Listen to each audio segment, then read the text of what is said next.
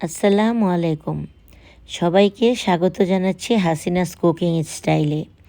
আজকে আপনাদের সাথে শেয়ার করছি চিতল মাছের কোফতা। চিতল মাছের কোফতা বাঙালির একটা ঐতিহ্যবাহী খাবার, যেটা আমাদের দাদি নানিরা তারও আগে যারা ছিলেন তারা বানাতেন।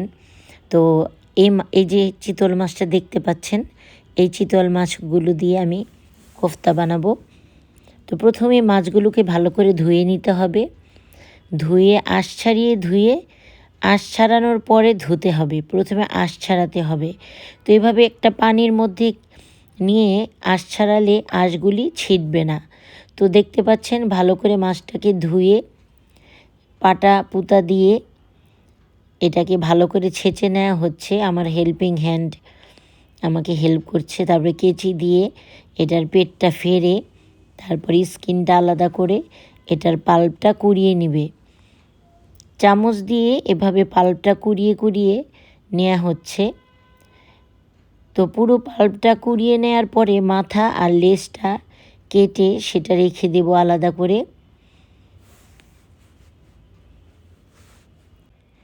তো পাল্পটাকে একটু পাটায় বেটিয়ে কাটা ছাড়িয়ে নিয়েছি, কাটাগুলো বেছে নিয়েছি।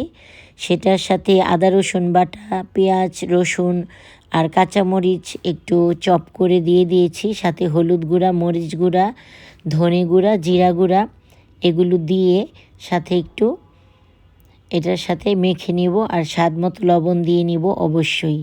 এই পাল্পটার কাটা কিন্তু আমি বেছে নিয়েছি, সাথে পাটায় একটু হালকাভাবে বেটেও নিয়েছি।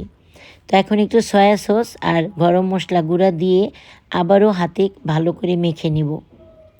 মেখে নেওয়ার পরে যেই স্কিনটা আছে মাছের সেটাকে ভালো করে ধুয়ে একটা টিস্যু পেপার দিয়ে মুছে তারপরে এভাবে নিয়ে এটার মধ্যে হলুদ গুঁড়া, মরিচ গুঁড়া, ধনে গুঁড়া, জিরে গুঁড়া দিয়ে এটাকে মাখিয়ে নেব। সবাই মেখে নেন কি না জানি না, কিন্তু আমি মাখিয়ে নিলাম যাতে খেতে টেস্ট হয়। তো এত বড় মাছের স্কিনটাকে ভাজা কষ্ট, তাই এটাকে দুটুকরো করে নিলাম। দুটুকরো করে সেই মাছের পাল্পটা, যেই মাছের পাল্পটাতে আমি মশলা মাখিয়ে রেখেছিলাম, সেই পাল্পটা আন্দাজ মতো দিয়ে দিব। দিয়ে আমি স্কিনটাকে আবার আটকে দিব। এটা কোনো টুথপিক বা সুই সুতা কোনো কিছু দিয়ে এটা জোড়া লাগানো লাগে না। এটা ভাজতে সময় অটোমেটিকলি এটা লেগে যায়।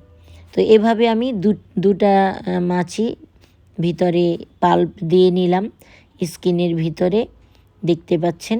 এখন এগুলোকে আমি সুন্দর মিডিয়াম লো হিটে উল্টে পাল্টে ভেজে নেব। লক্ষ্য করেছেন কি না জানি না, এটা কিন্তু মাছের পাল্পের সাথে স্কিনটা একেবারে লেগে গেছে।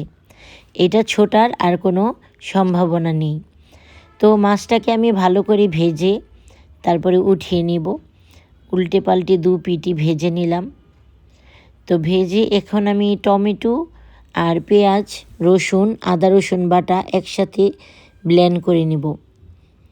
মাছটা একটু গরম আছে, একটু যখন হালকা গরম হবে, গরমটা কমে আসবে, তখন আমি একটা সিলিকনের গ্লাভস হাতে পরে তারপর এটাকে পিস পিস আকারে কেটে নেব, যেন মাছের টুকরা এরকমভাবে আমি কেটে নিব। দেখতে পাচ্ছেন মাছের টুকরার মতো খুব সুন্দর লাগছে দেখতে। পুরো মাছটা এভাবে কাটার পরে টুকরাগুলো দেখতে পাচ্ছেন কতটা সুন্দর লাগছে। এখন আমি মেন রান্নায় চলে যাব। প্যানে সেই মাছ ভাজার তেলের সাথে একটু সরিষার তেল দিয়ে নিলাম। এখানে পেঁয়াজ, রসুন, আদা রসুন বাটা, তারপরে টমেটো একসাথে ব্লেন্ড করে এটাকে ভালো করে তেলের মধ্যে কষিয়ে নিতে হবে। যখন মশলাটা তেল ছেড়ে দিবে তখন এটাতে আমি অন্যান্য উপকরণ মেশাবো, যেমন হলুদ গুঁড়া, মরিচ গুঁড়া, তারপর জিরা গুঁড়া, ধনে গুঁড়া। যেহেতু মাছের পাল্পের মধ্যে মশলা মাখানো আছে, এখানে তত বেশি মশলা না দেওয়াটাই ভালো। স্বাদমতো লবণ দিয়ে দিলাম। দিয়ে এখানে ভালো করে নেড়েচেড়ে এটাকে প্যানের থেকে যখন মশলাটা উঠে আসবে, মানে তেল ছেড়ে দিবে আস্তে আস্তে, তখন আমি এটার সাথে একটু গরম পানি মেশাবো গ্রেভির জন্য। গরম পানিটা ফুটে উঠলে আমি মাছটা দিয়ে দিব। মাছটা দিয়ে কিছুক্ষণ ঢেকে রাখবো। তারপরে কিছুক্ষণ পরে আবার ঢাকনাটা তুলে কিছু কাঁচামরিচ 2 টুকরো করে দিয়ে দিব গরম মশলা। গরম মশলাটাও ছিটিয়ে দিব, দিয়ে নামিয়ে নেব। দেখতে পাচ্ছেন কত সুন্দর একটা লুকস এসেছে। আলহামদুলিল্লাহ, মাশাল্লাহ, খেতে আরও দারুণ হয়েছে।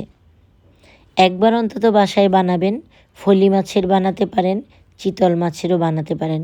আমি ফলি মাছেরটা তেমন একটা বানাইনি, কিন্তু চিতল মাছেরটা বানালাম। এর আগেও বানিয়েছি। তো আমন্তার বাবা খেয়ে খুবই খুশি।